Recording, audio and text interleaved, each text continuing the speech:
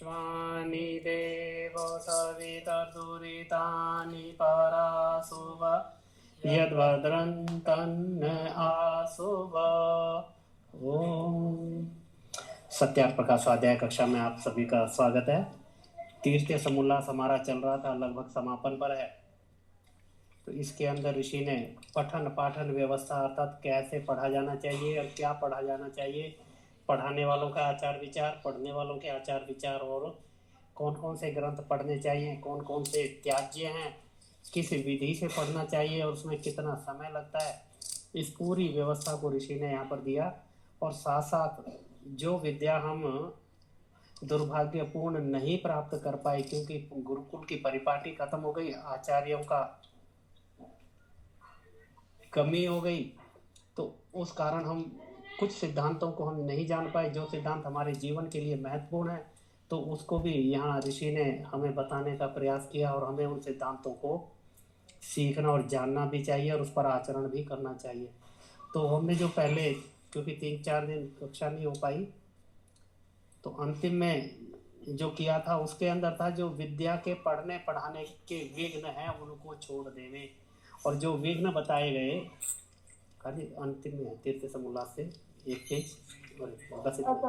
रदेश रानी जी का माइक बंद करवा दीजिए। रदेश रानी। अच्छा, मैं करता हूँ।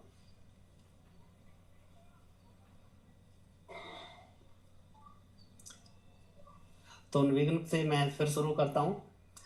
तो कहते हैं जो विद्या पढ़ने पढ़ाने के विघ्न है उनको छोड़ देवे। और ये केवल ब्रह्मचारियों के लिए नहीं है, क्योंकि हम लोग आज भी जिस भी आयु में है विद्या हर समय पढ़नी चाहिए, सीखना पूरे जीवन चलना चाहिए। तो अर्थात इसके अंदर जितने भी कार्य हैं जो विघ्न हैं वो हम भी छोड़ें।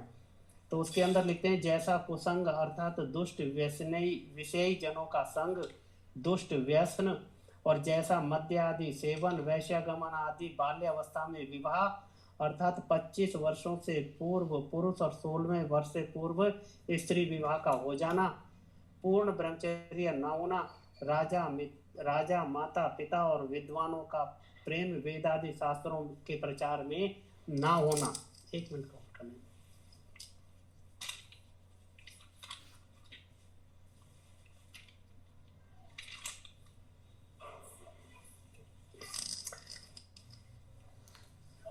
तो कहते हैं कि ये सारे के सारे विघ्न हैं,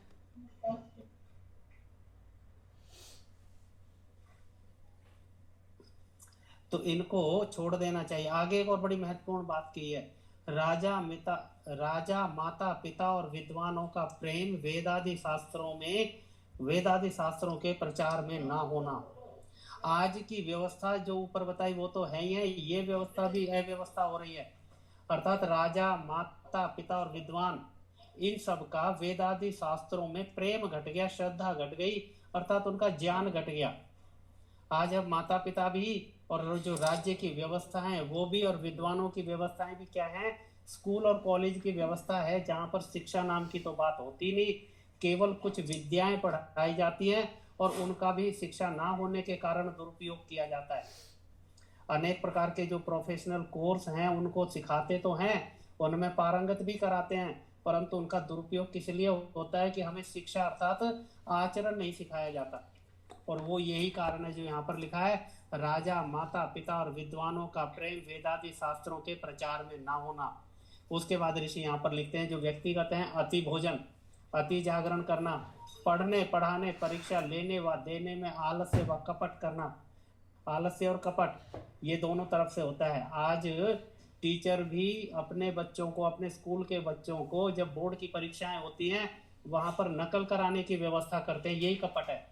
और माता पिता भी इसी कार्य में रहते हैं कि बच्चा पढ़ा नहीं तो कोई बात नहीं, नकल करा के पास करा दो। ये भी क्या है, ये भी विद्या को अविद्या में बदलता है। कहते सर्वोपरि विद्या का लाभ ना समझना। अर्थात एक व्यक्ति, एक ब्रह्मचारी यदि ये उसके मस्तिष्क में बैठ जाए कि पढ़ने का कोई लाभ नहीं, और ये अधिकतर किसको होता है, जो जिनके माता पिता सामर्थ्यशाली होते हैं, अर्थात धनवान होते हैं, खेती आदि ज्यादा होती है, पैसे की कमी नहीं होती, उनका बच्चा क्या कहता है, बोला पढ़ने का क्या फायदा, मेरे पास तो इतना पैसा है माँ बाप का कि 7 जन्म भी खर्चू तो पूरा ना हो। और माता पिता भी कहते हैं, बोला क्यों मेहनत कराई बच्चों को, पढ़ लिख के क्या करेगा, ये तो व्यापार करेगा, इसके नीचे तो बड़े बड़े पढ़े लिखे नौकर हो जाएंगे। तो कहते जब इस तरह का विचार व्यक्ति के मन में आ जाए तब भी विद्या नहीं बढ़ती। कहते हैं ब्रह्मचर्य से बल बुद्धि पराक्रम आरोग्य राज्य धन की वृद्धि न मानना, ईश्वर का ध्यान छोड़ अन्य पाषाण आदि जड़ मूर्ति के दर्शन पूजन में व्यर्थ काल खोना उसके अंदर, क्योंकि ये समय क्या है, महत्वपूर्ण है। किसी भी व्यक्ति का कितना ही जीवन लंबा हो परंतु उसका जो समय है निश्चित है, उस समय को यदि व्यर्थ खो दिया गया तो वह जो कार्य करने चाहिए थे उनको नहीं कर पाता। माता पिता अतिथि आचार्य विद्वान इनको सत्य मूर्ति मानकर सेवा सत्संग ना करना, क्योंकि ये ही वो लोग हैं जिनसे विद्या की प्राप्ति होती है। इनका यदि मान सम्मान ना किया जाए, इनकी सेवा शुश्रूषा ना की जाए तो इनसे विद्या प्राप्त नहीं होती। और आज का बच्चा इसी के अंदर लगा हुआ है। कहते हैं फीस देते हैं, नमस्ते भी करने के वो अपना विचार नहीं रखते। वर्णाश्रम के धर्म को छोड़ और ऊर्ध्व पुंड्र त्रिपुंड्र तिलक कंठी माला धारण करना, एकादशी त्रयोदशी आदि के व्रत करना, काश्य आदि तीर्थ और राम कृष्ण नारायण शिव भगवती गणेश आदि के नाम स्मरण से पाप दूर होने का विश्वास, ये समाज के अंदर चलता है। कहते हैं कलयुग में तो नाम आधारा, अर्थात केवल नाम नाम लेते रहो, सारे पापों से मुक्ति हो जाती है।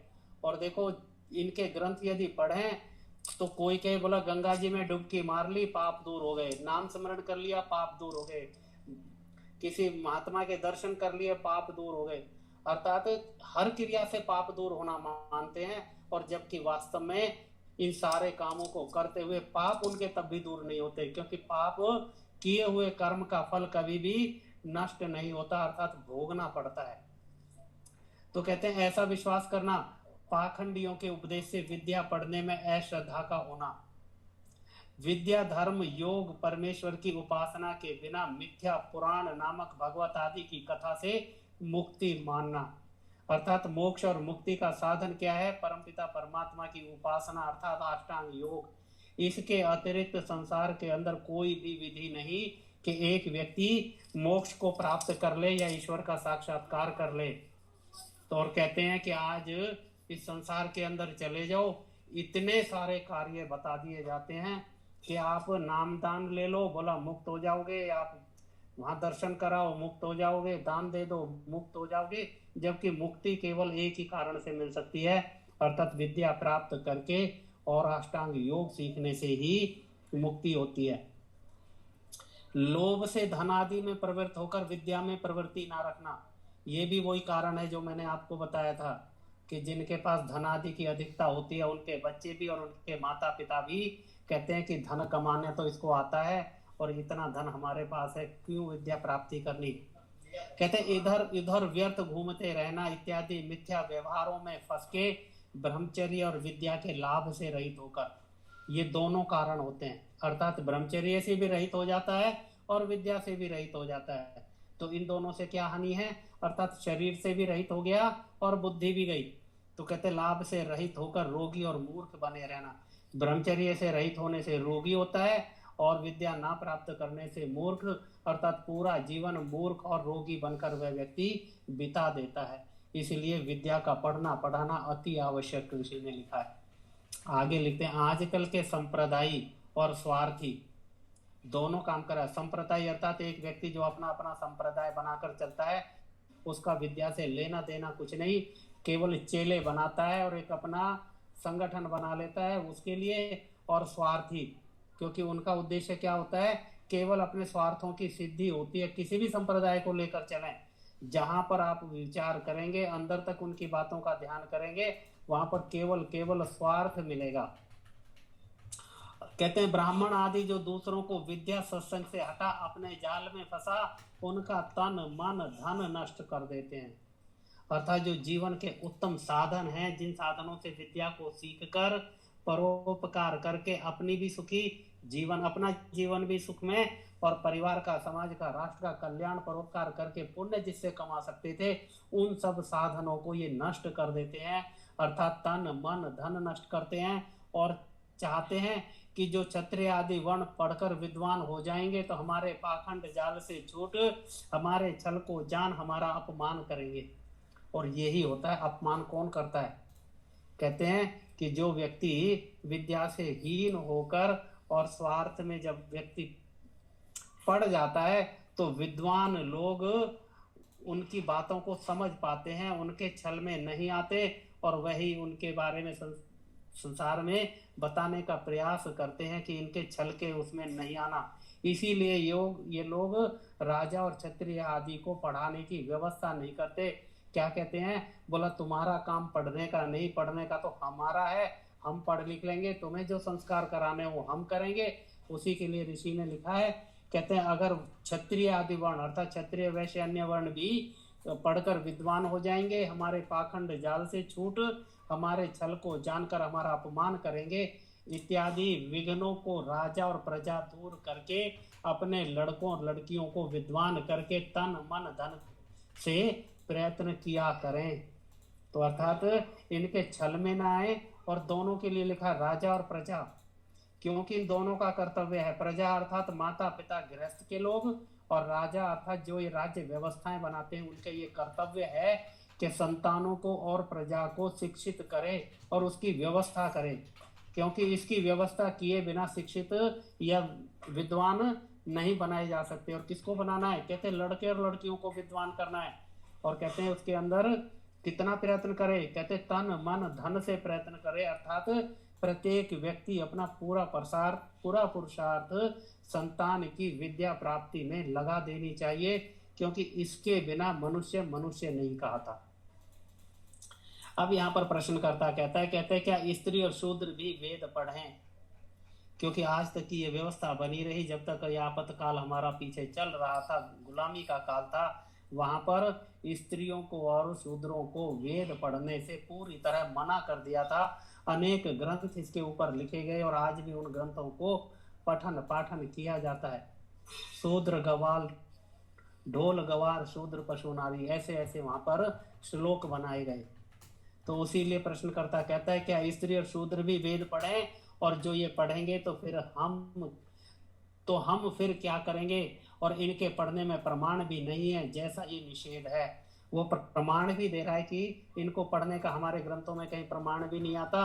और वह प्रमाण देते हैं स्त्री शूद्रो नाधियातिमिति श्रुते, स्त्री और शूद्र वेद ना पढ़ें, यह श्रुति है। श्रुति अर्थात पीछे से एक परंपरा चली आई है, श्रुति उसी को कहते हैं। तो कहते हैं कि यहाँ पर एक श्रुति है कि स्त्री और शूद्र वेद ना पढ़ें। ऋषि इसका उत्तर देते हैं, कहते हैं सब स्त्री, यहाँ पर सब शब्द का प्रयोग किया गया है, अर्थात जो पढ़े उसके लिए नहीं, सबके लिए लिखा है, ये अनिवार्य कर्तव्य है। सब स्त्री और पुरुष अर्थात मनुष्य मात्र को पढ़ने का अधिकार है, अर्थात शिक्षा और विद्या प्राप्त करना प्रत्येक मनुष्य का कर्तव्य है और उसका पूरा अधिकार है। तुम कुआं में पढ़ो, यह श्रुति तुम्हारी कपोल कल्पना से हुई है, किसी प्रमाणिक ग्रंथ की नहीं। अर्थात कहीं भी श्रुति का प्रमाण पुराने ऋषि मुनियों के ग्रंथों में कहीं भी नहीं मिलता, न वेद में, न उपनिषद में, न दर्शनों में। कहते हैं ये तुम्हारी बनाई हुई है, तुम अपनी बात को अनेक प्रकार से लोगों के बीच में कपोल कल्पना से रखते हो। और कहते हैं सब मनुष्यों के वेदादि शास्त्र पढ़ने सुनने का अधिकार का प्रमाण यजुर्वेद के 26वें अध्याय में दूसरा मंत्र है। ऋषि यहाँ वेद का प्रमाण देते हैं, क्योंकि वेद स्वतः प्रमाण है और वेद से आगे कोई प्रमाण नहीं, अर्थात अंतिम प्रमाण वेद है। वेद का प्रमाण देते हैं कि स्त्रियों को और शूद्रों को पढ़ना चाहिए। लिखा है यथेमाम वाचम कल्याणमी वा मावदानी जनेभ्यः ब्रह्म राजनाभ्याम शूद्राय चार्याय चेस्वाय चारणाय। अर्थ करते हैं परमेश्वर कहता है कि जैसे मैं सब मनुष्यों के लिए इस कल्याण अर्थात संसार को मुक्ति के सुख देने हारी वेद आदि चारों वेदों की वाणी का उपदेश करता हूँ, वैसे तुम भी किया करो। अर्थात यहाँ ईश्वर की तरफ से लिखा गया कि परमात्मा कहता है कि मैंने सबके लिए वेद आदि का जैसे उपदेश किया है, तुम भी, क्योंकि ईश्वर ने एक बार वेद दे दिए, अब आगे कर्तव्य किसका है? सब मनुष्यों के लिए कहा है। कहते जैसे मैंने सबको वेद दिए हैं, आगे इस वेद वाणी को, इस वेद की विद्या को आप अन्य लोगों तक पहुंचाते चले जाएं। कहते यहाँ कोई ऐसा प्रश्न करे कि जन शब्द से द्विजों का ग्रहण करना चाहिए, क्योंकि ऊपर शब्द आया जनेभ्य, तो ऋषि ने लिख दिया कि अगर आप जन शब्द से केवल द्विजों का ग्रहण करते हो, तो कहते हैं क्योंकि स्मृति आदि ग्रंथों में ब्राह्मण क्षत्रिय वैश्य ही के वेद पढ़ने का अधिकार लिखा है, स्त्री और शूद्र आदि वर्णों का नहीं। तो यहाँ पर अब उत्तर देते हैं ऋषि, अब उत्तर देते हैं, कहते हैं इत्यादि देखो परमेश्वर स्वयं कहता है कि हमने ब्राह्मण क्षत्रिय, अर्याय शब्द ऊपर आया, वैश्य शूद्राय, शूद्र और स्वाय अपने भृत्य व स्त्री आदि अरणाय और अति शूद्र आदि के लिए भी वेदों का प्रकाश किया है। तो ऋषि कहते हैं जो ऊपर जो मंत्र दिया है उसका अर्थ यहाँ पर कहते हैं केवल द्विजों के लिए नहीं है, यहाँ सभी के लिए, शूद्र के लिए भी, अपने जितने भी नौकर भृत्य आदि अर्थात उनको भी पूरा पूरा अधिकार है, और सभी के लिए, मनुष्य मात्र के लिए, अर्थात ऋषि लिखते हैं अर्थात सब मनुष्य वेदों को पढ़, पढ़ा, सुन, सुना, दोनों कर्तव्य दिए, पढ़ें भी, पढ़ाएं भी, सुने भी और सुनाए भी। क्योंकि हर जगह ऋषि ने एक बात को लिखा है कि ज्ञान प्राप्त कर कर औरों को देना हमारा कर्तव्य कर्म है। केवल ज्ञान प्राप्त कर लिया, औरों को नहीं दिया, तो वहां भी क्या हुआ, हम अपने कर्तव्य कर्म से विमुख हो गए। तो इसलिए लिखते हैं पढ़, पढ़ा, सुन, सुनाकर विज्ञान को बढ़ा के अच्छी बातों का ग्रहण और बुरी बातों का त्याग करके दुखों से छूटकर आनंद को प्राप्त हो। अर्थात दुखों से छूटने का कारण वहां पर लिख दिया कि इस वेद विद्या को प्राप्त करके, अर्थात वेद विद्या को प्राप्त कर अपना आचरण उत्तम बनाकर सत्य का ग्रहण और असत्य का त्याग करके एक व्यक्ति सुख को प्राप्त कर सकता है। कहते हैं अब तुम्हारी बात माने वह परमेश्वर की, क्योंकि उसने अपने हिसाब से अर्थ किया। ऋषि कहते हैं बात तुमने जो कही और परमेश्वर ने जो कही, तो कहते हैं परमेश्वर की बात अवश्य माननीय है। अर्थात प्रत्येक, केवल यही के लिए नहीं लिखी, ऋषि लिखते हैं कि परमेश्वर की वाणी की बात अवश्य एक व्यक्ति को माननी चाहिए। उसके अंदर कोई भी ऐसी ऑप्शन नहीं कि माने या ना माने, अच्छा लगे तो मान लो, ना लगे तो ना मानो। ऋषि कहते हैं नहीं, ईश्वर की वाणी, ईश्वर का जो आदेश है वो प्रत्येक मनुष्य को अवश्य मान्य है। इतने पर भी जो कोई इसको ना मानेगा वह नास्तिक कहावेगा। अर्थात नास्तिक की परिभाषा क्या रही कि जो ईश्वर को ना माने, केवल ना मानना नहीं, ईश्वर की आज्ञाओं का ना मानना, वह नास्तिक कहावेगा। क्योंकि नास्तिको वेद निंदक कहा, वेद का निंदक और ना मानने वाला नास्तिक कहलाता है। हम अगर केवल ये कहते रहें कि वेद अच्छा है, वेद ईश्वर का ग्रंथ है, मानना चाहिए और माने ना, अगर उस पर आचरण ना किया जाए तब भी उसको वेद निंदक कहते हैं, नास्तिक कहते हैं। अर्थात वेद को जानकर समझकर उस पर आचरण करना, जितना एक व्यक्ति का सामर्थ्य है उतना तो कम से कम करे, तो कहते हैं कि तभी वह आस्तिक कहलाता है। क्या परमेश्वर शूद्रों का भला नहीं करना चाहता? क्या ईश्वर पक्षपाती है कि वेदों के पढ़ने सुनने को का शूद्रों के लिए निषेध और द्विजों के लिए विधि करे? अर्थात ईश्वर यदि मनुष्य का जन्म जिनको दिया है सबको, वेद मनुष्य मात्र के लिए है, तो द्विज भी और शूद्र भी सभी मनुष्य योनि में है, सबको वेद पढ़ने का अधिकार यहाँ ऋषि लिखते हैं। कहते हैं जो परमेश्वर का अभिप्राय शूद्र आदि के पढ़ने पढ़ाने सुनने सुनाने का ना होता तो इनके शरीर में वाक श्रोत्र इंद्रियां क्यों रचता। और फिर एक और कारण लिखा है ऋषि ने। ऋषि अपनी बात को बार बार सिद्ध करने के लिए अनेक तरह के प्रमाण यहाँ पर देते हैं। एक और देते हैं, जैसे परमात्मा ने पृथ्वी जल अग्नि वायु चंद्र सूर्य और अन्नादि पदार्थ सबके लिए बनाए हैं, अर्थात ईश्वर के द्वारा दिए गए सारे पदार्थ सबके लिए हैं, उसके लिए कोई भी वंचित नहीं है, वैसे ही वेद भी सबके लिए प्रकाशित किए हैं।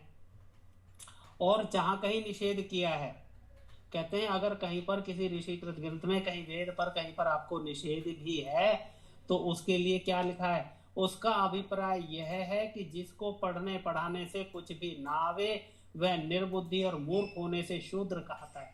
अर्थात शूद्र भी मनुष्य का जन्म लेता है, परंतु शूद्र किस लिए का कहलाया गया कि उस व्यक्ति के अंदर बुद्धि कम थी, वह वेद नहीं पढ़ पाया, विद्या प्राप्त नहीं कर पाया, परंतु जितनी वह कर सकता है उतनी उसको भी देनी है, क्योंकि शूद्र आदि से भी उनके अपने कर्तव्य कर्म ऋषि ने लिखे हैं, अर्थात वेद में है कि शूद्र आदि के, और उतनी विद्या उनको दी जानी चाहिए जितना वो सीख जाए। तो कहते हैं कहीं पर अगर मना भी लिखा है तो उसका कारण ये है कि उसको पूरा पुरुषार्थ करके पढ़ाया गया था, नहीं पढ़ पाया, इसलिए उसको मना लिखा है कि उसको फिर वेद पढ़ने का अधिकार नहीं है। तो कहते हैं उसका पढ़ना पढ़ाना व्यर्थ है। और जो स्त्रियों को पढ़ने का निषेध करते हो वह तुम्हारी मूर्खता, स्वार्थता और निर्बुद्धिता का प्रभाव है। कहते शूद्रों के लिए केवल कहीं पर लिखा भी है तो इसलिए कि उन्होंने पढ़ा नहीं, उनकी योग्यता नहीं थी, बुद्धि कम थी, इसलिए कहीं पर निषेध हो सकता है, परंतु स्त्रियों के लिए तो कहीं पर भी निषेध नहीं है। वो निषेध जहां पर भी किया है वो तुम लोगों का किया गया है, तुम्हारी मूर्खता के कारण है, तुम्हारी स्वार्थ सिद्धि के कारण और तुम्हारी निर्बुद्धिता का प्रभाव है। देखो वेद में कन्याओं के पढ़ने का प्रमाण। अब अथर्ववेद का यहाँ पर एक मंत्र का पद यहाँ पर देते हैं, कहते हैं ब्रह्मचर्येण कन्यास युवानाम विंदते पतिम। कहते हैं जैसे लड़के ब्रह्मचर्य सेवन से पूर्ण विद्या और शिक्षा को प्राप्त होके युवती विदुषी अपने अनुकूल प्रिय सदृश स्त्रियों के साथ विवाह करते हैं। अब यहाँ पर जो विवाह प्रकरण के अंदर लिखा गया है कि लड़के ब्रह्मचर्य का सेवन कर पूर्ण विद्या और शिक्षा को प्राप्त होके, अब वो विवाह किससे करें? तो कहते हैं जो युवती है उसमें भी उनके बराबर के गुण होने चाहिए, अर्थात वह युवती कैसी हो? कहते वह युवती विदुषी हो, अर्थात जब लड़का पढ़ के विद्वान हो तो उसको विद्वान कहते हैं, और लड़की को युवती कहते, विदुषी कहते हैं, और अपने अनुकूल प्रिय सदृश स्त्रियों के साथ विवाह करते हैं, अर्थात जो योग्यता युवक की है वो योग्यता युवती की होनी चाहिए। इसीलिए कहते हैं गुण कर्म स्वभाव के मिलान करने के बाद एक युवक युवती का विवाह होना चाहिए।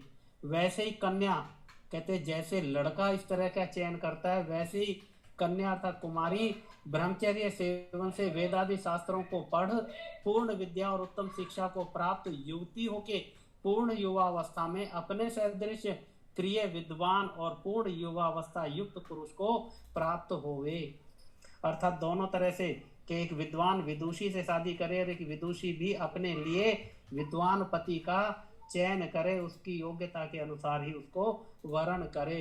इसीलिए स्त्रियों को भी ब्रह्मचर्य और विद्या का ग्रहण अवश्य करना चाहिए। अवश्य शब्द है, यहाँ पर भी किसी तरह की कोई ऑप्शन नहीं कि करे तो करे, ना करे तो ना करे, यहाँ भी लिखा है अवश्य करनी चाहिए। जब इस समोल्लास का आरंभ किया था वहां पर भी लिखा था कि सभी संतानों को, लड़के और लड़कियों को पाठशाला में अवश्य भेज देवे, और राज्य व्यवस्था और जाति नियम भी होनी चाहिए कि अगर कोई माता पिता किसी भी अपनी संतान को गुरुकुल में विद्या प्राप्ति के लिए ना भेजे तो दंडनीय होना चाहिए, अर्थात विद्या अति आवश्यक है। फिर कहते हैं, प्रश्न करता है क्या स्त्री लोग भी वेदों को पढ़ें? तो ऋषि कहते हैं अवश्य। देखो सोत सूत्र आदि में इमम मंत्रम पत्नी पठेत, एक वहां पर ये पद आता है तो उसका अर्थ ऋषि करते हैं, अर्थात ये कहाँ पर आता है? कहते हैं स्त्री यज्ञ में इस मंत्र को पढ़े, अर्थात वहां पर जो यज्ञ क्रिया लिखी गई है, ये सूत्र आदि ग्रंथों के अंदर यज्ञों की व्यवस्था दी गई है, तो वहां पर एक जगह पर लिखा है कि अब इन मंत्रों को स्त्री पढ़े। तो स्त्री कब पढ़ेगी? उसी के लिए ऋषि ने लिखा है जो वेदादि शास्त्रों को ना पढ़ी होवे तो यज्ञ में स्वर सहित मंत्रों का उच्चारण और संस्कृत भाषण कैसे कर सके। अर्थात इससे ऋषि यहाँ प्रमाणित करते हैं कि ऋषियों को भी, महिलाओं को भी, अर्थात युवतियों को भी पठन पाठन आदि होना चाहिए। भारतवर्ष की स्त्रियों में भूषण रूप गार्गी आदि वेदादि शास्त्रों को पढ़ के पूर्ण विदुषी हुई थी, यह शतपथ ब्राह्मण में स्पष्ट लिखा है। भला जो पुरुष विद्वान और स्त्री विदुषी अविदुषी होवे, अर्थात पति पत्नी में पुरुष तो विद्वान हो जाए और स्त्री यदि पठन पाठन से दूर रहे, मूर्ख रहे, या उसने पठन पाठन ना किया हो, और स्त्री विदुषी और पुरुष अविद्वान हो तो नित्य प्रति देवासुर संग्राम घर में मचा रहे, फिर सुख कहाँ। ऋषि लिखते हैं कि ये ग्रस्त किस लिए किया जाता है? सुख के लिए किया जाता है। और यदि पति पत्नी में से एक पढ़ा हुआ और एक अनपढ़ हो, अर्थात एक को विद्या आती हो और दूसरा विद्या से दूर रहे, ना उसको शिक्षा आती है, ना विद्या आती है, ना आचरण आता है, तो कहते हैं कि उस घर के हालात क्या रहेंगे। यहाँ पर लिखा है देवासुर, क्योंकि एक तो विद्वान होकर देव बन गया और दूसरे दूसरे ने विद्या प्राप्त नहीं की, असुर हो गया। और उन दोनों में जब झगड़ा होता है तो उसको ऋषि लिखते हैं देवासुर संग्राम। और आज हम अपने घरों के अंदर यह देखते हैं। और आजकल की जो पढ़ाई, जो ये बड़े बड़े उच्च शिक्षित व्यक्ति बनते हैं, आजकल कन्या और युवक जो बनते हैं, क्योंकि उनमें शिक्षा का अभाव होता है, आचरण उत्तम नहीं होता। विवाह के तुरंत बाद आज न्यायालय भरे पड़े हैं तलाक और डाइवोर्स के केसों से। कारण कि उनको विद्या जो मिलनी चाहिए थी वो ना विद्या मिली ना शिक्षा मिली। आज भी देवासुर संग्राम हम अपने घरों में देख सकते हैं। तो इसीलिए ऋषि यहाँ पर लिखते हैं भला जो पुरुष विद्वान और स्त्री अविदुषी, और स्त्री विदुषी और पुरुष अविद्वान हो तो नित्य प्रति देवासुर संग्राम घर में मचा रहे, फिर सुख कहाँ। इसलिए जो स्त्री ना पढ़े तो कन्याओं की पाठशाला में अध्यापिका क्यों कर हो सके। ये एक और प्रमाण दिया है, क्योंकि गुरुकुलों में और विद्यालयों के अंदर कन्याओं की में कन्या और पुरुषों में पुरुष, अध्यापक अध्यापिकाएं, आचार्य आचार्य होना आवश्यक है। तो इसीलिए कहते हैं कि अगर वो नहीं पढ़ेंगी तो कन्या की पाठशाला में अध्यापिका क्यों कर हो सके। राज कार्य, न्यायाधीशत्व आदि गृह का कार्य जो पति को स्त्री और स्त्री को पति प्रसन्न रखना, घर के सब काम स्त्री के अधीन रहना, बिना विद्या के इत्यादि काम अच्छे प्रकार कभी ठीक से नहीं हो सकते। क्योंकि बिना विद्या के, बिना शिक्षा के कोई भी व्यक्ति किसी भी कार्य को उत्तम प्रकार से नहीं कर सकता। इसलिए दोनों को, पति पत्नी को विद्या अवश्य होनी चाहिए। और ऋषि आगे फिर और एक प्रमाण देते हैं, कहते हैं देखो आर्यावर्त के राज्य पुरुषों की स्त्रियां धनुर्वेद अर्थात युद्ध विद्या भी अच्छी प्रकार जानती थी, क्योंकि जो ना जानती होती तो केकई आदि दशरथ आदि के साथ युद्ध में क्यों कर जा सकती थी। ये प्रमाण ऋषि ने रामायण काल का दिया है, क्योंकि केकई दशरथ के साथ युद्ध में गई थी और वहां पर उन्होंने पूरा सहयोग किया था, तभी वहां पर उन्होंने वर मांगने की बात की थी। तो अर्थात अगर वो ना जानती होती तो युद्ध के अंदर क्यों लेकर जाते। और कहते हैं इसीलिए ब्राह्मणी को सब विद्या, क्षत्रिय को सब विद्या और युद्ध तथा राज्य विद्या विशेष, वैश्या को व्यवहार विद्या और शूद्रा को पाकादि सेवा की विद्या अवश्य पढ़नी चाहिए। अर्थात वर्ण व्यवस्था के हिसाब से भी ऋषि ने बड़े संक्षेप से बता दिया कि 4 वर्णों में जाने वाली युवती, अर्थात जो ब्राह्मणी बने उसको सब विद्या, अर्थात उसको कोई छूट नहीं है, पूर्ण विद्या को प्राप्त करे। और जो क्षत्रिय बने उसको सब विद्या और युद्ध तथा राज्य विद्या विशेष के अन्य विद्याएं भी ले, और विशेषकर क्योंकि क्षत्रिय तभी बनेगी जब युद्ध आदि की विद्या और राज्य आदि की विद्या अर्थात प्रशासन के बारे में भी जब सीखेगी तब वो क्षत्रिय गुण को धारण करती है। और उसके बाद वैश्य जो बनती है उसको व्यवहार विद्या अर्थात व्यापार आदि की, खेती की, पशुपालन की और जितनी भी ये उत्पादन आदि का जो कार्य है वह सब उसको आना चाहिए। और शूद्रा को अर्थात जो शूद्र वर्ण को वर्ण करने वाली युवती है उसको पाक आदि की सेवा, क्योंकि उनका खाना, ये घरों में पाक आदि की सेवा और अन्य प्रकार की सेवा की विद्या तो उसको भी आनी चाहिए, क्योंकि जब तक उसको ये पाक आदि की विद्या नहीं होगी तब वह यह कार्य नहीं कर सकती। इसलिए लिखा है कि पाकादि सेवा की विद्या अवश्य पढ़नी चाहिए। अर्थात चारों वर्ण में युवक और युवतियां अपनी अपनी विद्या को अवश्य पढ़ें। और फिर आगे लिखा है जैसा पुरुषों को व्याकरण, धर्म और अपने व्यवहार की विद्या, व्याकरण की अर्थात ये जो विद्या है जो पीछे लिखी थी संस्कृत आदि भाषण आदि करने की, और उसके बाद धर्म और अपने व्यवहार की अर्थात जिस वर्ण में जाना हो उसकी विद्या। और उसके बाद लिखते हैं न्यून से न्यून अवश्य पढ़ने चाहिए, अगर ज्यादा भी ना पढ़ पाए तो कम से कम इतना इतना तो पुरुष सीख ले। और महिलाओं के लिए कहते हैं उनको भी व्याकरण, धर्म और वैद्यक, गणित और शिल्प विद्या। देखो पुरुषों से ज्यादा कम से कम के लिखा है कि कम से कम इतना तो अवश्य सीखें। तो महिलाओं की विद्या पुरुषों से यहाँ ज्यादा लिखी है, क्योंकि व्याकरण दोनों जगह लिखा है, धर्म दोनों जगह लिखा है, उसके बाद वैद्यक अर्थात जो आयुर्वेद है, आयुर्वेद के लिए ऋषि लिखेंगे कि क्यों महिलाओं के लिए आवश्यक किया है, पुरुषों के लिए नहीं किया। और गणित भी और शिल्प विद्या भी ये तो अवश्य ही सीखनी चाहिए, क्योंकि इनके सीखे बिना सत्य असत्य का निर्णय, क्योंकि जब तक ये चीजें नहीं सीखी जाएंगी, जो संसार के अंदर सत्य असत्य चलता है उसका निर्णय नहीं कर पाएंगी। और उसके बाद लिखते हैं पति आदि से अनुकूल वर्तमान, यथा योग संतानोत्पत्ति, उनका पालन वर्धन और सुशिक्षा करना, और घर के सब कार्यों को जैसा चाहिए वैसा करना, और वैद्यक विद्या से औषधवत अन्न पान बना और बनवाना नहीं कर सकती। अब देखो महिलाओं के लिए, युवतियों के लिए, क्योंकि उनके कर्तव्य कर्म ज्यादा हैं, अर्थात संतान की उत्पत्ति, उनका पालन, अन्न पान आदि बनाना और बनवाना, और वो भी कैसा, औषधवत, अर्थात घर के अंदर कोई भी ऐसा खान पान की कोई वस्तु ऐसी ना बने जो हमारे शरीर को रोग का करने वाली हो। ये कब पता रहेगा, जब वो वैद्यक विद्या सीखेगी, अर्थात आयुर्वेद को सीखेगी। पुरुष अगर आयुर्वेद को नहीं सीखता तो कोई हानि नहीं, परंतु युवतियों को आयुर्वेद सिखाना अति आवश्यक है। इसीलिए यहाँ पर लिखा है कि औषध वध अन्न पान बनाना और बनवाना। बनवाना किससे, शूद्रों से, क्योंकि शूद्रों को वैदिक विद्या नहीं सिखा पाते क्योंकि बुद्धि कम है, परंतु महिलाओं को आनी चाहिए। और फिर कारण लिखा है जिससे घर में रोग कभी ना आवे और सब लोग आनंदित रहें। शिल्प विद्या किस लिए, कहते कि जाने बिना घर का बनवाना, वस्त्र आभूषण आदि का बनवाना, गणित विद्या के बिना सबका हिसाब समझना समझाना, वेद आदि शास्त्र विद्या के बिना ईश्वर और धर्म को न जान के अधर्म से कभी नहीं बच सकते। एक साथ साथ एक बहुत बड़ी बात ऋषि ने यहाँ पर लिख दी, कहते हैं अधर्म से एक व्यक्ति कब बच सकता है, केवल महिला नहीं, सारे पुरुष अधर्म करने से कब बच सकते हैं, कहते हैं जब ईश्वर और धर्म को ना जाने, अर्थात ईश्वर और धर्म को बिना जाने अधर्म करने से व्यक्ति नहीं बच सकता। चाहे वो कितनी शुद्ध भावना और श्रद्धा के साथ उत्तम कर्म करने का, अर्थात धर्म के कार्य करने का प्रयास करे, परंतु जब तक वह विद्या प्राप्त नहीं करेगा वो धर्म के नाम पर भी अधर्म करेगा।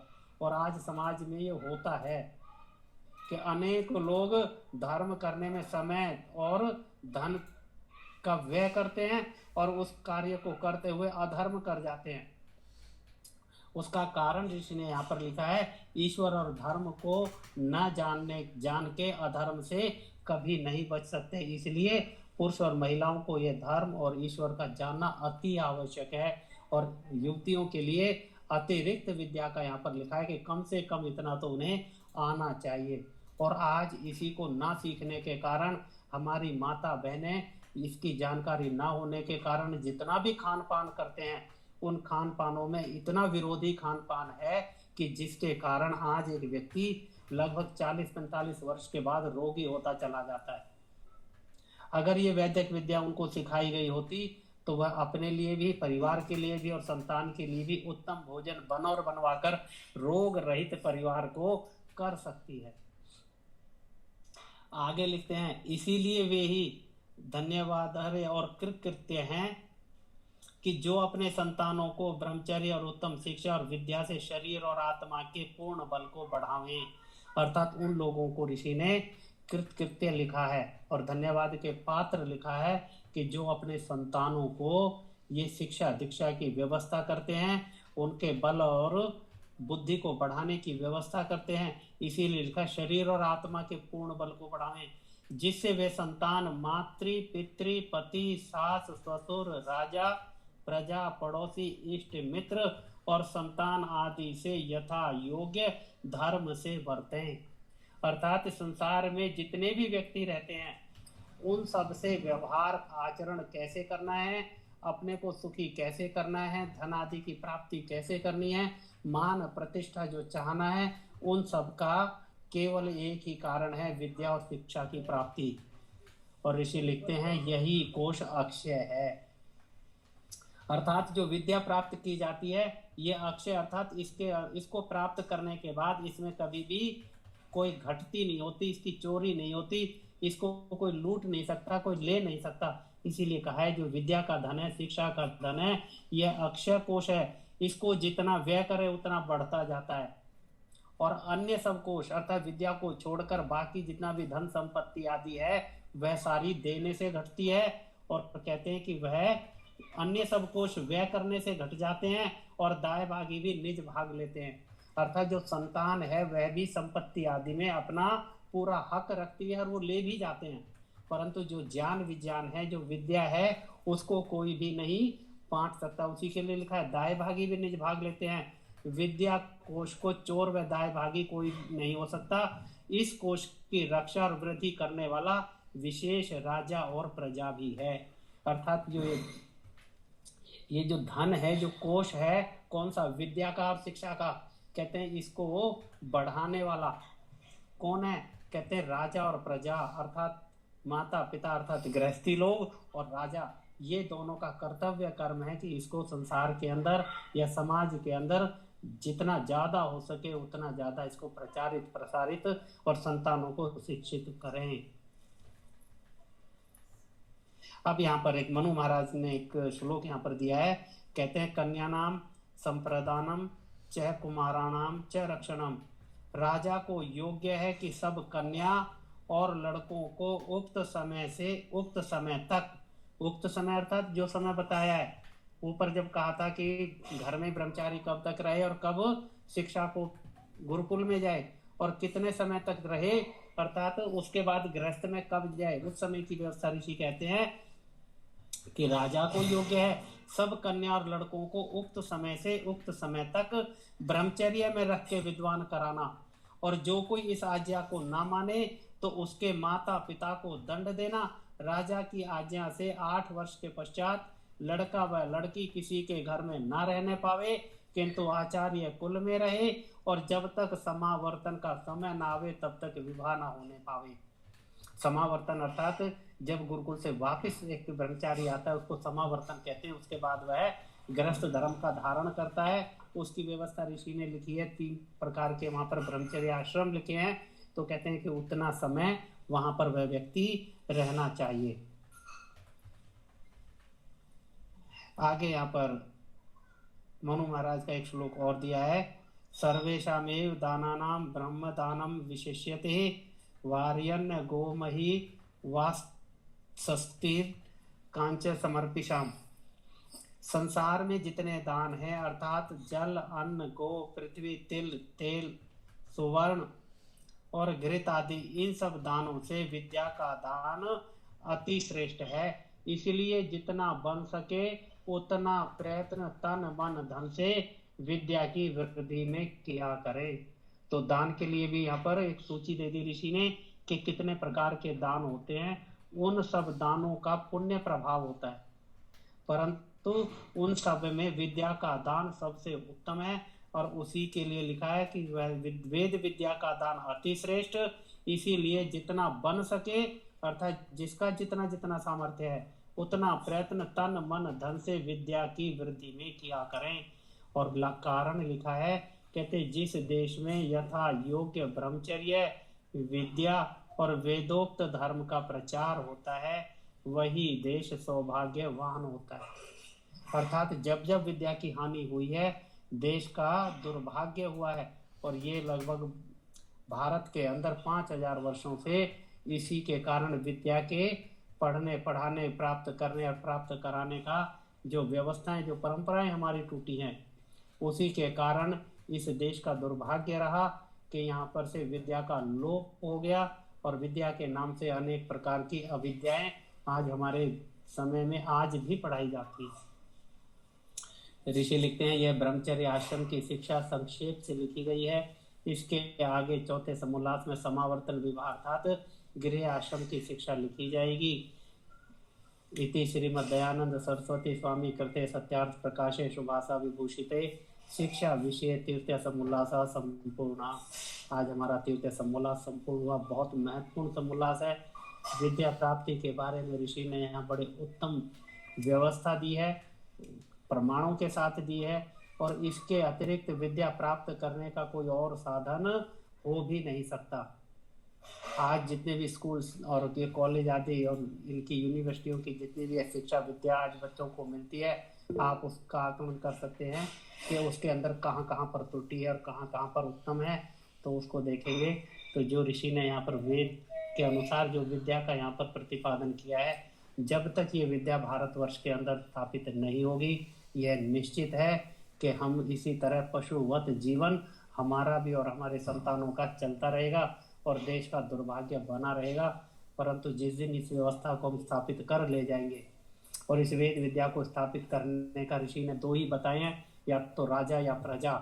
या तो हमारा प्रयत्न करे अर्थात हम इस पूरे संसार को आर्य बना ले जाएं, और या फिर राजा को आर्य कर ले गए तो वह पूरे देश में आर्य मत को स्थापित कर सकता है। दो ही कारण यहाँ पर हैं कि इस देश के अंदर आर्यवर्त्य वेद विद्या का प्रचार करने का, अन्यथा तो केवल पढ़ना सुनना रह जाएगा।